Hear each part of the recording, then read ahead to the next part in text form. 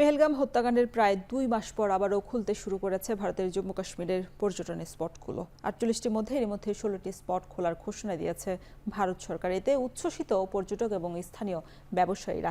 নিরাপত্তা বিবেচনা করে পরবর্তীতে খুলে দেওয়া হবে বাকি স্পটগুলো। সম্প্রতি চেনাব নদীর ওপর নির্মিত বিশ্বের সর্বোচ্চ রেল সেতু উদ্বোধনের পর কাশ্মীরের পর্যটনে বাড়তি মাত্রা যোগ করেছে।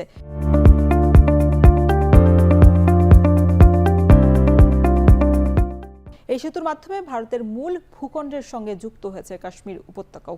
কাটরা থেকে শ্রীনগর পর্যন্ত চালু হওয়া ভারত ট্রেনের আগামী ১০ দিনের টিকিট বিক্রি হয়ে গেছে। গেল ২২ এপ্রিল জম্মু কাশ্মীরের পেহেলগামে ২৬ পর্যটককে গুলি করে হত্যা করে দুর্বৃত্তরা।